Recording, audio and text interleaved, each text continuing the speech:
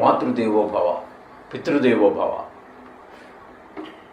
నేను మీ శ్రీధర్.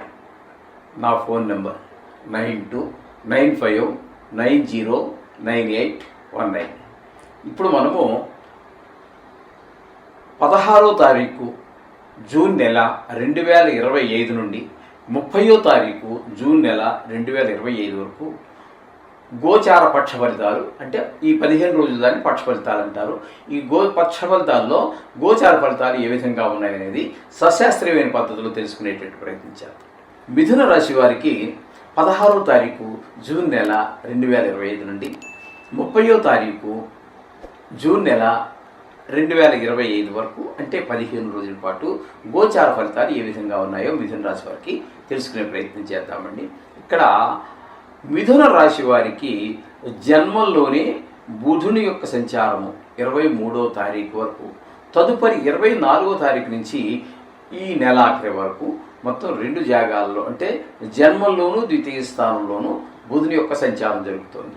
బుధుని యొక్క సంచారము జన్మంలో ఉన్నప్పుడు అంత చక్కటి ఫలితాలైతే, శుభ ఫలితాలైతే ఏమి ఉండవండి. మన ప్రవర్తనలో కొంచెం అంటే పెద్దగా సౌమ్యుడు, బుధుడు ఎప్పుడు సౌమ్యుడే.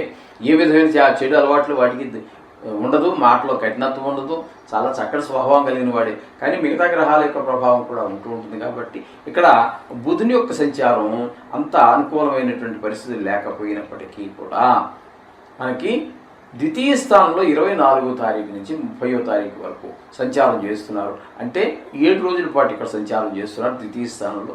ద్వితీయ స్థానంలో బుధుని యొక్క సంచారం వల్ల ఆదాయం పెరుగుతుంది, మాటలో సౌమ్యత పెరుగుతుంది, కుటుంబంలో భార్య పిల్లలు ఇంకా మన తల్లిదండ్రులు ఉండొచ్చు. ఇప్పుడు కాలంలో ఎవరో దగ్గర పెట్టుకోవటం లేదు, కానీ ఉన్నట్టయితే మన తల్లి తండ్రి మనతో కనుక ఉన్నట్టయితే మొత్తం కుటుంబంలో, మా చిన్నప్పుడు అయితే మా ఇంట్లోనే మొత్తం 12 మంది ఉండేవాళ్ళం అండి. అలాగా పెద్ద కుటుంబాలు, సమిష్టి కుటుంబాలు, అంత ఆహ్లాదకరమైనటువంటి పరిస్థితులన్నీ కూడా ద్వితీయ స్థానంలో బుధుని యొక్క సంచారం వల్ల ఆ 7 రోజులు జరుగుతాయండి. ఇకపోతే జన్మంలోనే గురువు యొక్క సంచారం జరుగుతోంది. జన్మంలో గురువు యొక్క సంచారం గోచార రీత్యా, జాతకరీత్యా వేరే ఉంటుంది. ఇక్కడ గోచార రీత్యా మాత్రం మీకు శుభ ఫలితములను జన్మంలో ఇవ్వజాలరు. కాబట్టి ఇక్కడ వచ్చేటటువంటి ఆదాయం తగ్గటము, అలాగే ప్రవర్తనలో కొంచెం తేడా రావటము, దేవుడి మీద భక్తి నిలబడకపోవటము, ఇట్లాంటివన్నీ ఏర్పడేటువంటి అవకాశం, అనుకూలమైన ఫలితాలు ఇవ్వరు. అలా అని చెప్పేసి నైసర్గిక శుభగ్రహాలైనటువంటి ఈ గ్రహాలు ఏవైతే ఉన్నాయో అవి మిగతా నైసర్గిక పాపగ్రహాలు చేసినంత చెడు ప్రభావాన్ని చూపించవు. కొంత దయగలిగినటువంటి హృదయంగా ఉంటాయి నైసర్గిక శుభగ్రహాలన్నీ కూడా. ఈ విధంగా గురుని యొక్క జన్మంలో మంచి ఫలితములు అయితే ఇవ్వజాలడు. ఇకపోతే రవి యొక్క సంచారం కూడా ఇక్కడ గురువు జన్మంలోనే మిథునంలోనే జరుగుతోంది. రవి సంచారం కూడా జన్మంలో మంచి ఫలితములను ఇవ్వజాలదు. ఇక్కడ మనం మిథున రాశి వారికి చెప్పుకోవాలంటే మొత్తంగా బుధుడు, గురుడు, రవి కూడా ఇక్కడ సంచరిస్తున్నారు. అంటే బుధుడు కొద్ది రోజులు సంచరిస్తున్నారు, కానీ ఈ గురువు రవి పూర్తిగా ఇక్కడ సంచరిస్తూ ఉన్నారు. కాబట్టి ఇక్కడ మనకి ఆ రవి యొక్క సంచారం వల్ల కూడా బాగుండదు. కాబట్టి కొంత అనారోగ్య సమస్యలు చూపించేటువంటి అవకాశం ఉంది. అలాగే రాబడి తగ్గటము, మన ప్రవర్తనలో కూడా కొంచెం మాటలో కఠినత్వం, ఇట్లాంటివన్నీ కూడా వచ్చే అవకాశం మనకి ఈ రవి వల్ల కూడా ఏర్పడుతూ ఉన్నాయి.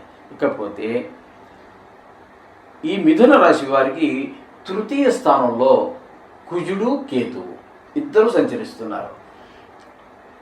కేతు కుజవతని శాస్త్రం కాబట్టి ఈ 15 రోజులు కూడా కుజుడు, కేతువు ఇద్దరు కూడా 3వ స్థానంలో చక్కటి ఫలితాలండి, చాలా చక్కటి ఫలితాలన్నీ అందిస్తూ ఉంటారు. తద్వారా మీకు ఇక్కడ ఏం జరుగుతుందంటే అందరూ సహాయ సహకారాలు అందుతూ ఉంటాయి. మీకు సేవకులందరూ మిమ్మల్ని బాగా ఆదరిస్తూ ఉంటారు, మీ మీద ప్రేమ చూపిస్తూ ఉంటారు, సాహస కృత్యాలు చేయగలుగుతారు. అంటే ధైర్యంగా పెట్టుబడి పెట్టడం. సాహసం అంటే ఇది 10 మందిని కొట్టడం కాదండి.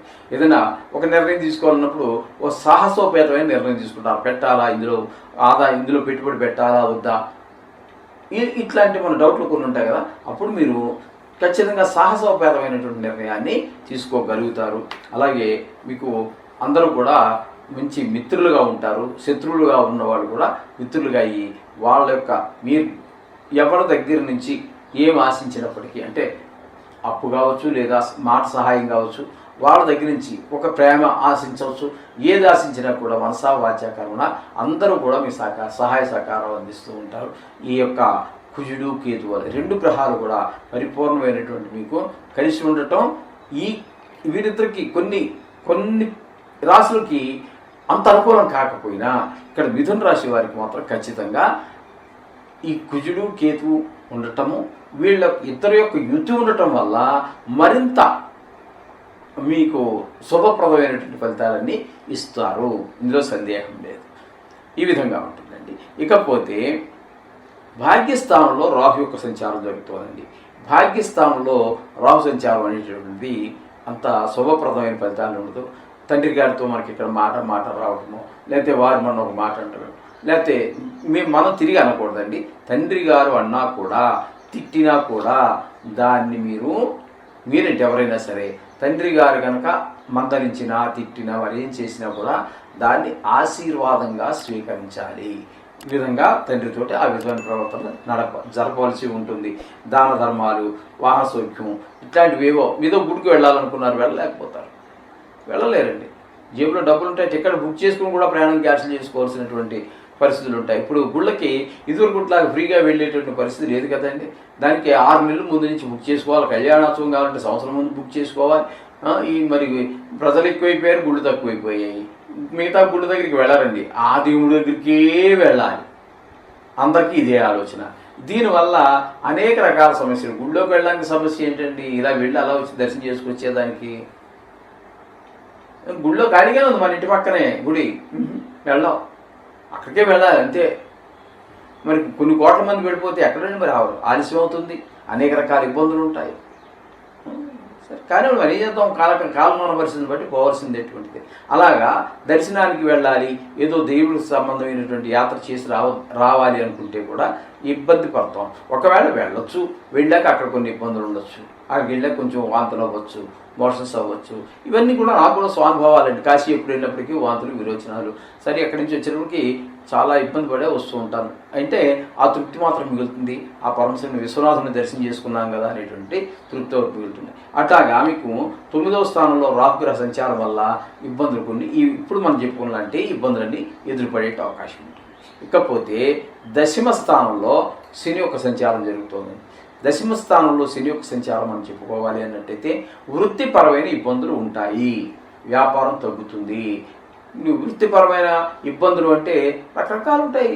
అందులో ఆదాయం తగ్గుతుంది, వ్యాపారం సరిగా జరగక, లేదు బాగా జరుగుతుంది, ఏదో పెద్ద లక్షల మీద కోట్ల మీద పెట్టుబడి పెట్టి కోట్ల వ్యాపారం చేసేవాళ్ళు కూడా ఇబ్బందులు తప్పవండి. కారణం ఏంటంటే ఏ సేల్ ట్యాక్స్ ఆఫీసర్ వస్తాడు, లేకపోతే ఇన్కమ్ ట్యాక్స్ ఆఫీసర్ రావచ్చు, లేదా ఫుడ్ ఇన్స్పెక్టర్ వస్తాడు. ఏదో ఒక లోపం లేకుండా వ్యాపారం చేయలేమండి. అంచేత ఏదో లోపం ఉంటుంది, వాడు పట్టుకుంటాడు, వాడికి అకృతి వాడిది. డ్యూటీ చేసేవాళ్ళు కూడా ఉన్నారండి, కరెక్ట్గా డ్యూటీ చేసేవాళ్ళు ఉన్నారు, మహానుభావులు, వాళ్ళకు నమస్కారం. కాకుండా ఈ దీన్ని అడ్డు పెట్టుకునే వాళ్ళు క్యాష్ చేసుకునే వాళ్ళు కూడా ఉన్నారు, పరమ దుర్మార్గులు, వాళ్ళకు చీడ పురుగులు. ఈ విధమైనటువంటి పరిస్థితులన్నీ కూడా మనకు 10వ స్థానంలో శని సంచారం వల్ల కలుగుతూ ఉంటుంది. ఇకపోతే ఏకాదశ, ద్వాదశ 2 స్థానాలలో శుక్ర భగవాను యొక్క సంచారం జరుగుతోందండి. 28వ తారీఖు వరకు, అంటే 13 రోజుల పాటు, 16వ తారీఖు నుంచి 28వ తారీఖు వరకు 13 రోజుల పాటు మీకు ఇక్కడ శుక్రుని యొక్క సంచారం ఏకాదశంలోను, 2 రోజుల పాటు ఏ స్థానంలోను శుక్రుని యొక్క సంచారం ఏకాదశంలో కానీ ద్వాదశంలో కానీ అద్భుతమైనటువంటి ఫలితాలన్నీ ఉంటాయి. షేర్ మార్కెట్లో పెట్టుబడి పెట్టేటటువంటి చాలా మంచి అవకాశంగా ఉంటుంది. అలాగే ఈ లలిత కళల్లో ఉండేటటువంటి అదే వీటిని వృత్తిగా కానీ ప్రవృత్తిగా కానీ తీసుకున్న వాళ్ళు ఎవరైతే ఉంటారో, సినిమా రంగం కానీ లేదా నాటక రంగం కానీ అనేక రకాల కళారూపాలు ఉన్నాయి కదండి. వాటిలో సంగీతం, సాహిత్యం, నృత్యం ఇట్లాంటి వాటిల్లో ఎవరన్నా ఉన్నట్టయితే వాళ్ళందరికీ కూడా మంచి మంచి ఆదాయం రావడమే కాకుండా పేరు ప్రఖ్యాతులు రావడమే కాకుండా చాలా సంతోషంగా ఆహ్లాదకరంగా కలిసేటటువంటిది. అలాగే భార్యాభర్తల మధ్యన, ఇంట్లో కుటుంబ సభ్యులందరి మధ్యన కూడా ఆహ్లాదకరమైనటువంటి వాతావరణం ఈ శుక్ర భగవాన్ యొక్క ఏకాదశ, ద్వాదశ స్థానాల సంచారం వల్ల కలుగుతుంది. చేత ఎక్కువ మనకి ఇక్కడ వీరికి మనం చెప్పుకోవాలి అన్నట్టయితే ఇక్కడ కుజుడు, కేతువు 2 గ్రహాలు, శుక్రుడు పూర్తిగాను మనకి అనుకూలమైనటువంటి పరిస్థితిలో ఉన్నారు కాబట్టి గ్రహాలు మనకి 3 గ్రహాలు బాగానే ఉన్నాయి, మిగతా గ్రహాలు కొంత వ్యతిరేకత ఉంది కాబట్టి కొన్ని గ్రహాలు ఇది సర్వసహజం అండి. కొన్ని ఎప్పుడు కానీ సాక్షాత్తు భగవంతుడే మానవ రూపం ఎత్తినా కూడా కొన్ని గ్రహాలు అనుకూలత ప్రతికూలత ఉండనే ఉంటాయి. ఏ రాముని తీసుకోండి, కృష్ణుని తీసుకోండి, ఏ పురాణాన్ని తీసుకోండి ఉంటాయి కాబట్టి ఇది సర్వసహజం. దీని గురించి పెద్దగా ఆలోచించేసి చింతపడిపోయేది ఏమీ లేదండి. అందులోనూ ఇది కేవలం గోచార ఫలితాలు, అందులోనూ పక్ష ఫలితాలు. మరి ఈ 15 రోజుల పాటు తర్వాత మళ్ళీ మామూలన్నీ సర్దుకుంటాయి పరిస్థితులన్నీ. కాబట్టి ఈ మనం ఏ విషయాల్లో మనకు ప్రతికూలంగా ఉందో విన్నారు కదా మీరు. ఇప్పుడు ఒక్కవేళ వినకపోతే మళ్ళీ పెట్టుకొని వినండి. చూసిన తర్వాత ఆ విషయాల్లో తగు జాగ్రత్తలు తీసుకుంటూ మనం పూజ చేసుకునేటప్పుడు తప్పకుండా నవగ్రహాలకు సంబంధించినటువంటి విషయాలు గాయత్రి, నవగ్రహాలు కూడా గాయత్రి ఉంటుంది.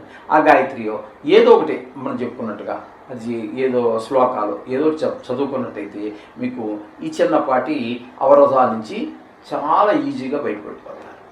సో